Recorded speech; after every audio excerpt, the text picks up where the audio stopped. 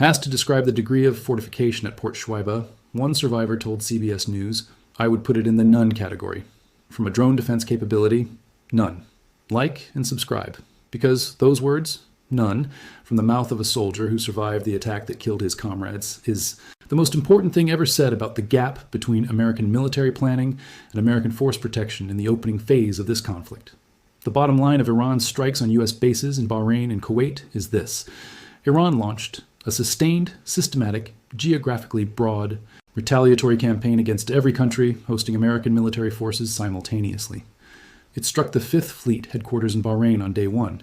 It struck airports, desalination plants, port facilities, and military bases across Kuwait. It penetrated Camp Breering with a 1960s fighter jet.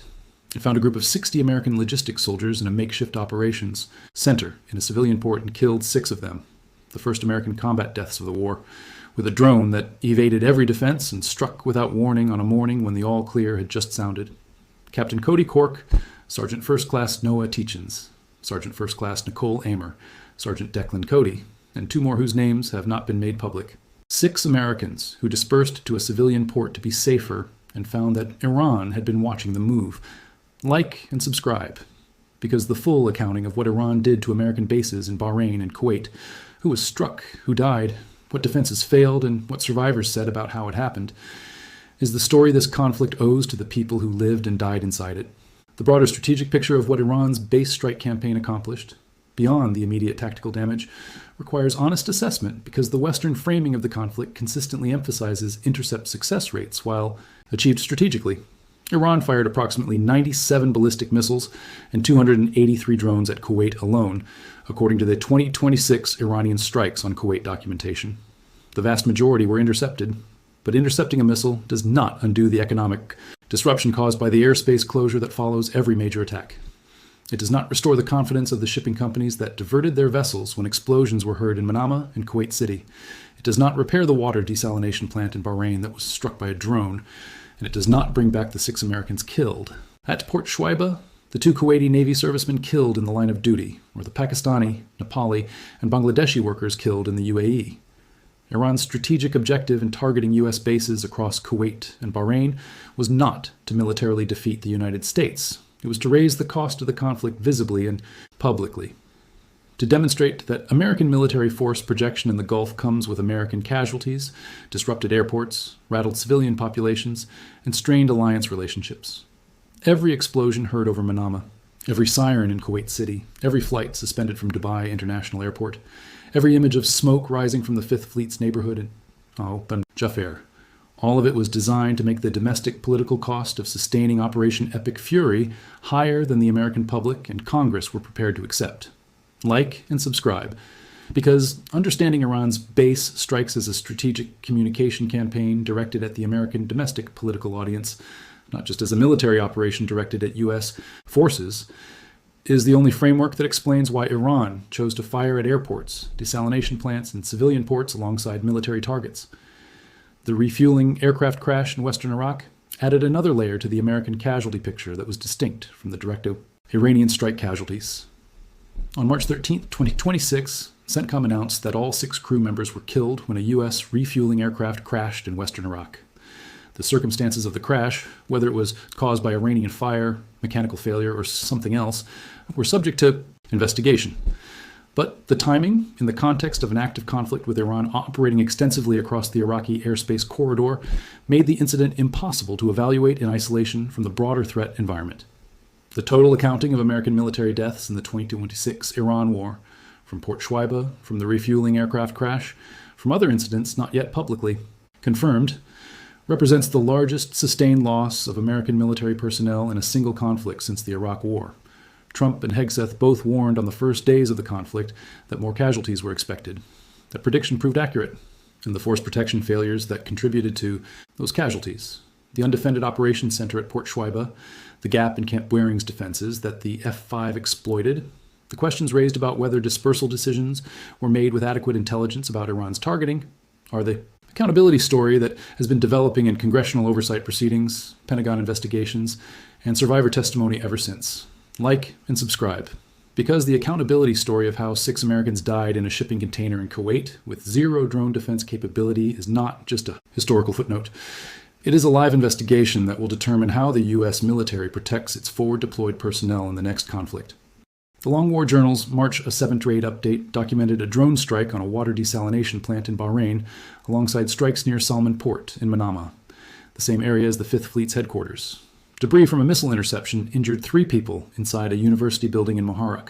Iran was not just attacking military targets, it was creating a citywide threat environment in which every piece of infrastructure, every public building, and every residential area was potentially in the path of incoming munitions or the debris from intercepted ones. Like and subscribe. Because the difference between a missile that hits a military base and a missile that hits a university building because it was intercepted overhead is the difference that matters enormously to the civilian population living under the threat. And Bahrain's civilians lived under that threat for months. The Camp Buehring F-5 penetration is perhaps the single most alarming tactical development of the entire Kuwait base strike campaign, and it received almost no Western coverage when it was revealed in late April 2026. Camp Buehring is a major U.S. military installation in northeastern Kuwait, along with advanced Patriot air defense batteries specifically positioned to protect against incoming missile and drone threats. The Patriot system, one of the most capable point defense systems in the world, was active and operational at the base throughout the conflict. An Iranian Air Force Northrop F-5 fighter jet, a design from the 1960s, a 50-year-old aircraft that the U.S. Air Force itself retired from active combat service decades ago, penetrated Camp Buehring's multi-layered defenses and conducted a successful bombing run. Defense Security Asia analysis was direct about what this meant. The F-5 had breached a U.S. Patriot shield. The aircraft flew under the radar coverage and engagement envelope that the Patriot system was designed to operate in. The Patriot is optimized to engage ballistic missiles and cruise missiles, targets that approach from specific altitude profiles that the system's radar geometry is built to cover. A low and slow fighter jet flying at low altitude using terrain masking, presenting a much smaller radar cross-section than a ballistic missile. That is a different kind of target. In Camp Buehring's defenses, focused on the missile and drone threat that constituted 90% of what Iran was firing, had a gap. The F-5 flew through it. Many of the wounded reportedly suffered traumatic brain injuries, shrapnel wounds, and severe burns. Survivors disputed Pentagon. Descriptions of defensive preparedness, raising additional questions about base hardening and force protection standards at multiple locations across Kuwait. Like and subscribe. Because a 1960s-era Iranian fighter jet successfully bombing a U.S. military base protected by Patriot missiles is not just a tactical embarrassment, it is a documented vulnerability in American-based defense doctrine that every adversary military in the world is now studying. The friendly fire incident at Al-Salem Air Base added another layer of tragedy to the already complicated picture of the Kuwait. Operations Hub in Kuwait houses Italian forces alongside American personnel. A Kuwaiti Air Force FA-18 Hornet, attempting to engage Iranian threats in the crowded, confused airspace over Kuwait during the opening days of the war, shot down 3 American F-15E Strike Eagles in a friendly fire incident. The American crew members of all 3 aircraft survived. But the loss of 3 advanced U.S. fighter jets to a friendly nation's aircraft in the first days of the war is a stark illustration of the command and control complexity of a conflict that simultaneously involved U.S., Israeli, Kuwaiti, Bahraini, Saudi, Italian, Canadian, British, and French military forces operating in overlapping airspace without fully integrated identification systems. The Camp Canada incident added the Canadian dimension. Canadian soldiers stationed at Camp Canada within the Al-Salem complex took shelter in bunkers, while Iranian missiles struck nearby. Satellite imagery later confirmed damage to the Canadian bunkers. The Canadian government faced significant domestic criticism for its lack of transparency about the attack on Canadian military personnel, publicly confirming only after repeated journalist inquiry that Canadian soldiers had been in the blast area and that damage had occurred. The Italian garrison at Al-Salem lost an MQ-9 Reaper combat drone destroyed by Iranian strikes, and 2 Italian Eurofighter Typhoons were damaged by shrapnel. A French chief warrant officer was killed in an attack in the Erbil area of northern Iraq. Multiple French soldiers were injured in the same exchange. Like and subscribe, because the full multinational casualty picture of Iran's base strikes in Kuwait and Bahrain includes American, Kuwaiti, British, Canadian, Italian, and French personnel affected, and the alliance-wide scope of those casualties has never been publicly assembled in a single accounting. The survivors of Port Shuaiba, who spoke to CBS News, described something that cuts to the core of how the 6 soldiers came to die in a shipping container in a civilian port with no defense. About 1 week before the launch of Operation Epic Fury, most American soldiers and airmen stationed in Kuwait were relocated to Jordan and Saudi Arabia, further from Iranian missile range. Some soldiers said leadership told them they would not be gone long, pack for 30 days, leave behind. Most personal equipment including military-issued computers.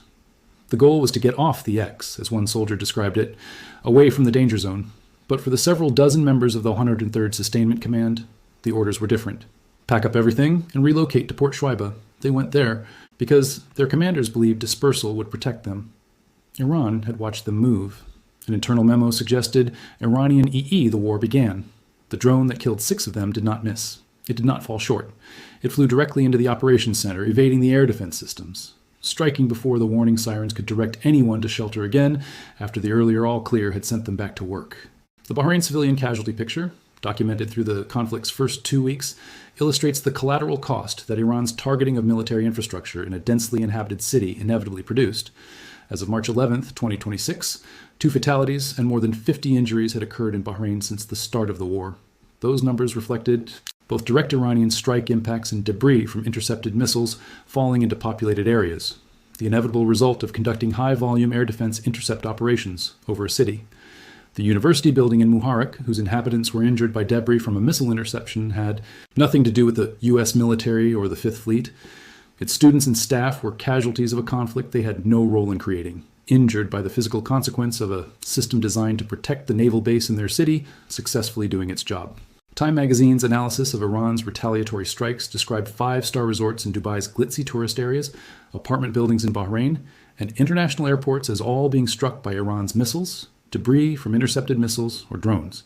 The image of a yacht sailing past a plume of smoke rising from the port of Jebel Ali following a reported Iranian strike in Dubai, captured and published by AFP on March 1st, became one of the defining visual symbols of how completely the conflict had disrupted the Gulf's carefully cultivated image as a stable, secure business and tourism destination.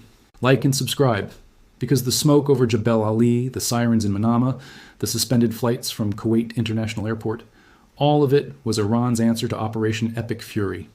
And the Gulf states that hosted American military forces paid a civilian price for that hosting that their governments had always hoped deterrence would prevent them from ever having to pay.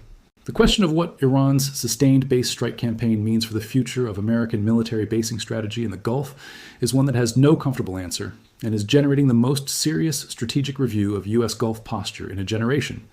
The premise of American forward basing in Kuwait, Bahrain, Qatar, the UAE, and Oman is that the presence of American forces deters adversaries from attacking, that Iran would not strike countries hosting U.S. personnel, because doing so risked triggering an American response far more devastating than any tactical gain from the strikes could justify. That deterrence framework operated for decades. It collapsed on February 28, 2026, within hours of Operation Epic Fury's launch. Iran struck American bases in every Gulf country simultaneously. It killed Americans in Kuwait. It struck the Fifth Fleet's headquarters in Bahrain. It targeted civilian infrastructure in UAE, Qatar, and Oman. The deterrence that was supposed to protect these countries from exactly this scenario failed to prevent the scenario from occurring. Like and subscribe, because the 6 Americans who died at Port Shuaiba, they did not die because deterrence was too weak.